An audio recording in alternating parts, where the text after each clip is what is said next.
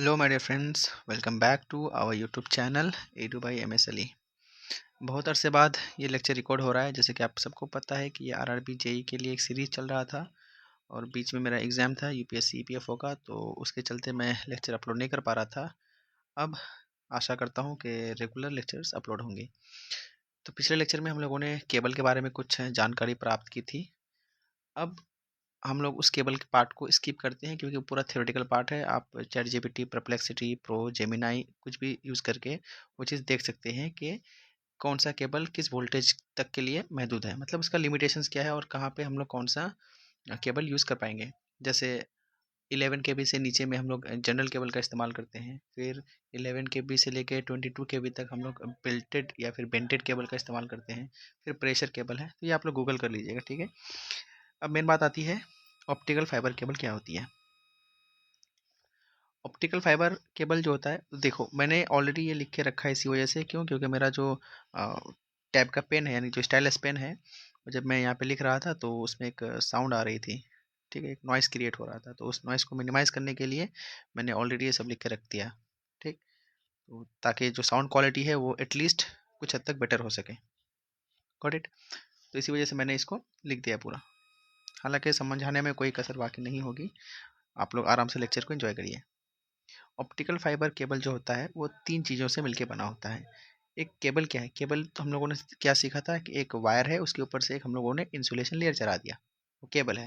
अब optical fibre भी क्या है, एक वायर ही है। अब इस वायर में तीन चीज़ें होंगी, क्या क्या होंगी, कोर होंगी, क्लेडिंग होंगी एंड आउटर जैकेट होंगी।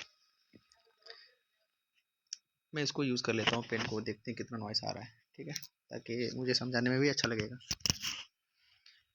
तो ये तीन एलिमेंट्स हैं, तीन एलिमेंट्स थे आपके, core, cladding and outer jacket. Got it. और जो प्रिंसिपल है, जो अंडरलाइंग प्रिंसिपल है जहाँ पे ऑप्टिकल फाइबर केबल वर्क करता है, उस प्रिंसिपल का नाम है टोटल इंटरनल रिफ्लेक्शन। बहुत इंपॉर्टेंट नाम है ये, इसका प्रिंसिपल, क्योंकि ये अगर ऑप्टिकल फाइबर केबल से अगर क्वेश्चन बनता है तो 80% चांसेस है कोई यही इसी प्रिंसिपल से बेस बनता है क्वेश्चन, ठीक है।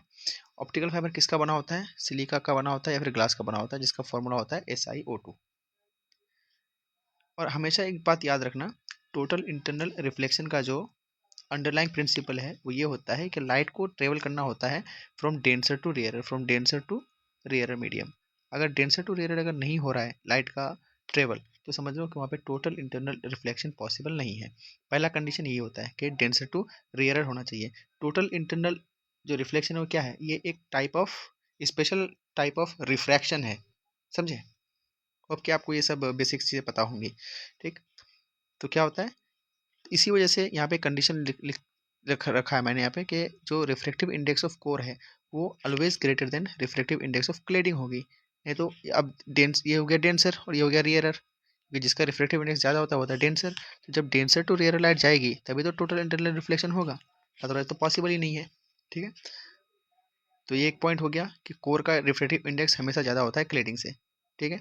अब कोर क्लेडिंग क्या होता है, आउटर जैकेट क्या होता है, ये हम लोग डायग्रामेटिकली देख सकते हैं, ठीक है। और यहाँ पे मैंने वो डायग्राम नहीं बनाया, तो आप चाहें तो इसको गूगल करके देख सकते हैं कि ऑप्टिकल फाइबर केबल का डायग्राम कैसा होता है। इसका ट्रांसमिशन रेट बहुत हाई होता है, यानी कि 25 गीगा हर्ट्ज पर सेकेंड। गीगा हर्ट्ज का मतलब होता है 10⁻⁶ हर्ट्ज, ठीक है। ये हो गया। अब बात करते हैं हम लोग कि OFC यानी कि ऑप्टिकल फाइबर की टाइप्स कितने होते हैं, ठीक। एक होता है आपका स्टेप इंडेक्स और एक होता है आपका ग्रेडेड इंडेक्स। स्टेप इंडेक्स को फर्दर हम लोग क्लासीफाई कर सकते हैं सिंगल मोड। अभी आराम से देखना है, ठीक है, मैं जितना तक बता रहा हूँ उतना तक करना है। स्टेप इंडेक्स क्या होता है, ग्रेडेड इंडेक्स क्या होता है, वो सब मैंने यहाँ पे लिख रखा है, ठीक है, आपको ज़्यादा चिंता करने की जरूरत नहीं है। तो स्टेप इंडेक्स को हम लोग फर्दर डिवाइड कर सकते हैं किसमें, सिंगल मोड स्टेप इंडेक्स में और मल्टी मोड स्टेप इंडेक्स में। देखो, अब जहाँ पे भी स्टेप इंडेक्स लिखा हुआ रहेगा, जहाँ पे भी स्टेप इंडेक्स लिखा हुआ रहेगा, इसका मतलब एक बात हमेशा याद रखना कि कोर और क्लैडिंग के बीच में एक वेल डिफाइंड बाउंड्री होगी, वेल डिफाइंड बाउंड्री होगी। और जो कोर होगा, ऑप्टिकल फाइबर का जो कोर होगा, उसका reflective index throughout the core uniform ही होगा। मान लो अगर ये मेरा एक कोर है, तो मैंने यहाँ पे लिख के रखा है, ठीक है, ये मेरा कोर हुआ, ये कोर हुआ पूरा, ठीक है, ये वाला, ठीक, ये कोर हुआ।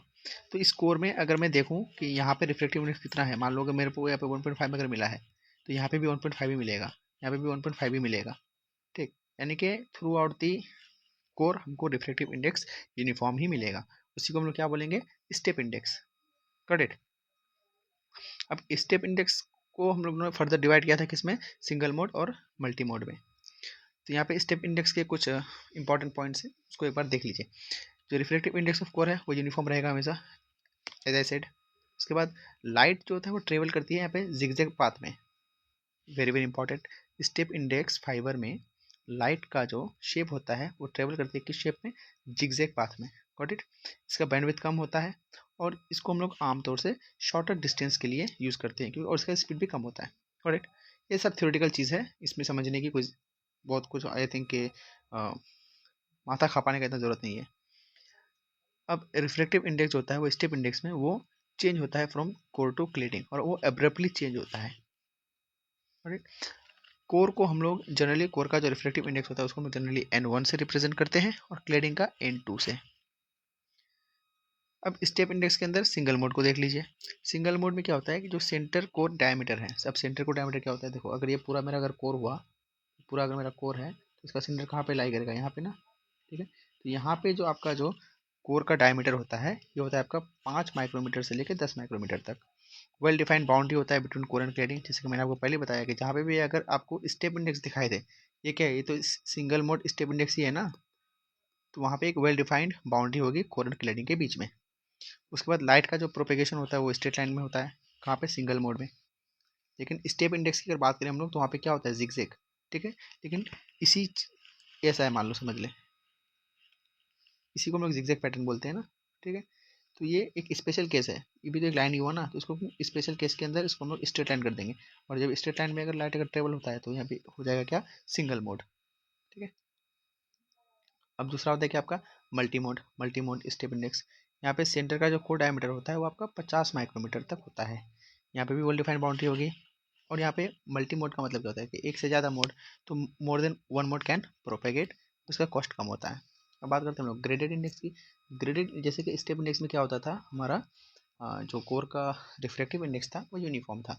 लेकिन ग्रेडेड इंडेक्स में क्या होगा कि ये जो रिफ्रैक्टिव इंडेक्स है कोर का वो वेरी करेगा। ठीक है।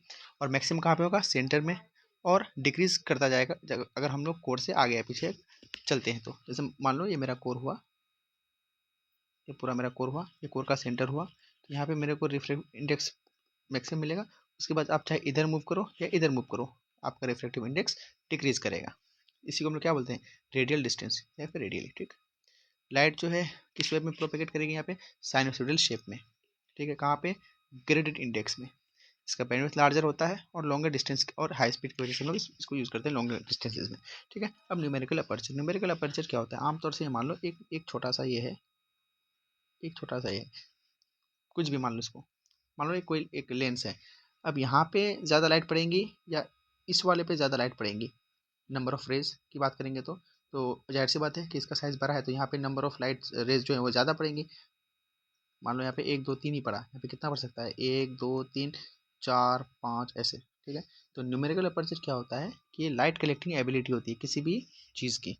ठीक है। तो यहाँ पे हम लोग फाइबर की बात कर रहे हैं तो ये फाइबर का लाइट कलेक्टिंग एबिलिटी होगा।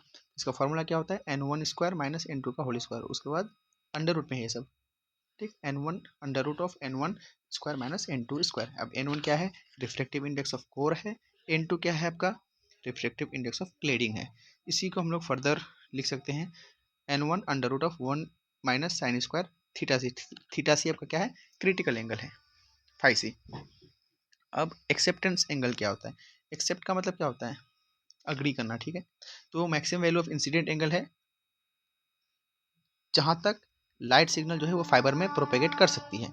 उसके बाद अगर आप बढ़ाइएगा तो लाइट सिग्नल जो है वो फाइबर के अंदर प्रोपेगेट नहीं कर पाएगी। उसी को हम लोग क्या बोलते हैं, एक्सेप्टेंस एंगल बोलते हैं, मैंने maximum value of incident angle to propagate a light signal into fibre. इसका फॉर्मूला होता है theta A is equal to sine inverse of numerical aperture. ठीक है। तो यहाँ तक आई थिंक कि आपको पूरा समझ में आ गया होगा कि ऑप्टिकल फाइबर किस प्रिंसिपल पे काम करता है, ऑप्टिकल फाइबर के अंदर क्या क्या चीज़ें हैं। ठीक है। नेक्स्ट क्लास में हम लोग देखेंगे